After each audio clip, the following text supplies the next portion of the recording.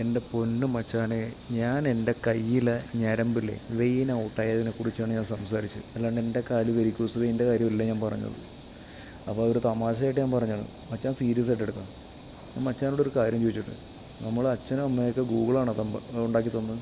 അല്ലല്ലോ. Google search ചെയ്തിട്ടാണോ മോൻ അച്ഛനും അമ്മേനെയൊക്കെ ഉണ്ടാക്കിയെടുത്തത്? അല്ല. ഈ ഗൂഗിളൊക്കെ എന്നാടോ വന്നത്? അതിന് മുമ്പ് ഉണ്ടായത് തന്നെയാണ് ഈ ആയുർവേദം. ഈ പച്ചമരുന്നൊക്കെ ഒരുപാട് കഴിച്ചിട്ട് ഒരുപാട് ആൾക്കാർ ഒരു രീതിയിലൊക്കെ മാറിയിട്ടുണ്ട്. എന്നെ എല്ലാത്തിനും അങ്ങോട്ട് കുറ്റം പറയരുത്. അപ്പോൾ എല്ലാം ഗൂഗിൾ തപ്പിയിട്ട് ജീവിക്കാൻ നിൽക്കരുത്. പഴയ ആൾക്കാരൊക്കെ നമ്മളെക്കാൾ കൂടുതൽ ജീവിച്ചിരുന്നത് ഗൂഗിൾ തപ്പിയിട്ടല്ല. അവർ ഈ പറഞ്ഞ പച്ചമരുന്നും പഴങ്ങളൊക്കെ തിന്നിട്ട് തന്നെയാണ് ജീവിച്ചിരുന്നത്. അതൊക്കെ മറക്കാണ്ടിരിക്കുക. അപ്പോൾ നമ്മളെന്താണ് പറഞ്ഞത്, ഞാൻ പറഞ്ഞ കാര്യം എന്താണെന്ന് ഒരു തമാശയായിട്ട് പറഞ്ഞതാണ്. എൻ്റെ കയ്യിൽ വെയിൻ ഔട്ടായത് ഞാൻ ഡയറ്റ് എടുത്തിട്ടുണ്ടാണ്.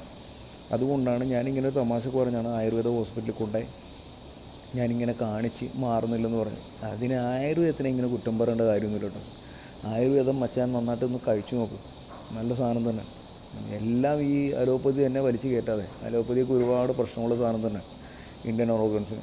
അതിനേക്കാൾ എത്രയോ ബെറ്ററാണ് ആയുർവേദം. ആയുർവേദത്തിനെ കുറിച്ച് അറിയാൻ പറഞ്ഞിട്ട് ഗൂഗിൾ മാത്രം തപ്പാതെ, ഗൂഗിളൊക്കെ എന്നാടോ വന്നതെന്ന് ആലോചിച്ച് നോക്കാം ആദ്യം കേട്ടോ.